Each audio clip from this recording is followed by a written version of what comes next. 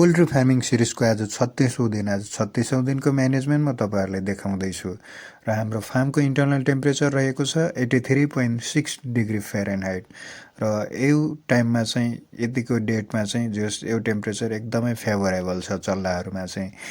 जस तपाईँहरू पनि आफ्नो फार्ममा यतिको टेम्परेचर मेन्टेन गर्न सक्नुहुन्छ।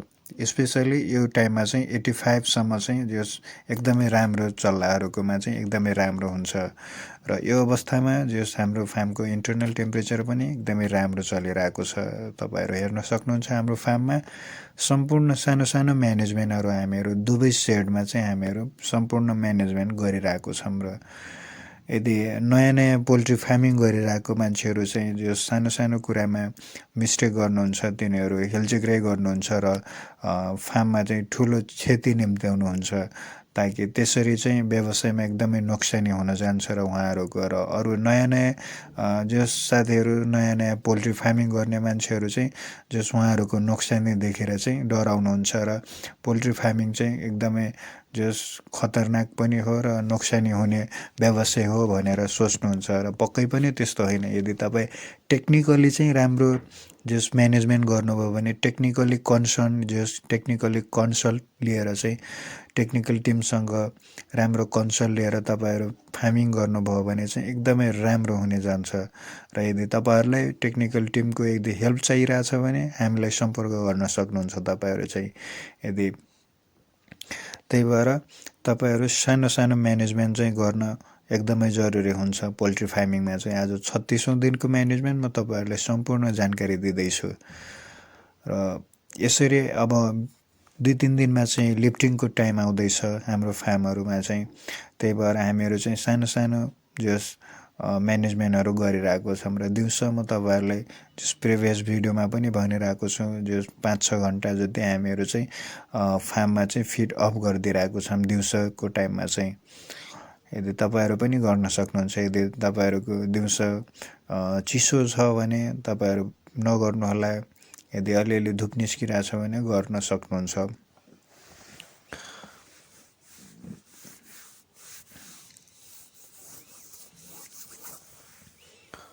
अहिले बेलुकाको समय चलिरहेको छ र बेलुका समयमा चाहिँ 85.4 डिग्री फेरेनहाइट छ हाम्रो फार्मिङको टेम्परेचर र यति बेला जस एकदमै राम्रो छ इन्भाइरोमेन्ट। बाहिरको टेम्परेचर पनि एकदमै राम्रो छ र भित्रको टेम्परेचर पनि तपाईँहरू हेर्न सक्नुहुन्छ। त्यही भएर भेन्टिलेसनको लागि हामीहरू चाहिँ फार्ममा चाहिँ जस फ्यानहरू पनि चलाइरहेको छौँ र यो तपाईँहरू चाहिँ टेक्निकली राम्रो म्यानेजमेन्ट राम्रो मेन्टेन गर्नुभयो भने फार्ममा चाहिँ कुनै पनि डिजिजहरू लाग्ने सम्भावना कम हुन्छ र तपाईँहरू प्रफिट गेन गर्न सक्नुहुन्छ। र यसरी सम्पूर्ण म्यानेजमेन्टमा तपाईँहरूलाई डे वाइज देखाइरहेको छु। तपाईँहरू केही जानकारी लिइराख्नु भएको छ भन्ने आशा राख्दै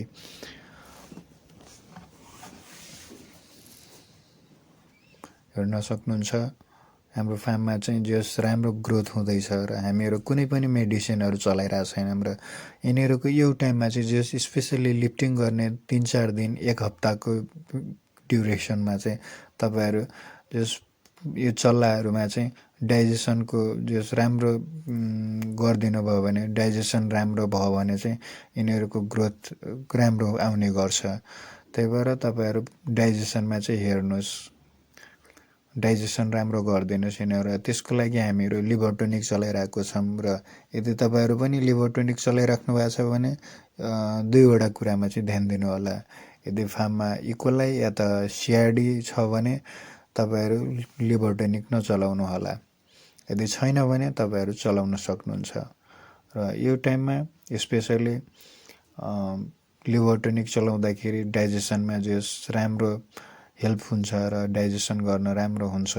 यिनीहरूको डाइजेस्टिभ सिस्टम राम्रो हुन्छ, फिड कन्जप्सन राम्रो गर्छन् र ग्रोथ पनि राम्रो आउने गर्छ। र हाम्रो फार्ममा जो सबै चल्लाहरू हेल्दी छन्, कुनै पनि रोगले सङ्क्रमित भएको छैनन्। हामीहरू सानो सानो कुरामा जस दिनमा 3-4 चोटि मोनिटर गरेर हुन्छौँ र सम्पूर्ण के कस्तो जस म्यानेजमेन्टमा के कमी छ कि भनेर हामीहरू डे वाइज हामीहरू मोनिटर गरिरहन्छौँ। किनकि जति राम्रो म्यानेजमेन्ट गर्नुभयो भयो त्यति नै यिनीहरूको ग्रोथ आउँछ र त्यति नै प्रफिट गेन गर्न सक्नुहुन्छ तपाईँहरू पनि। र स्पेसली लिफ्टिङको टाइममा त झनै तपाईँहरूको केयर चाहिन्छ, म्यानेजमेन्ट चाहिन्छ।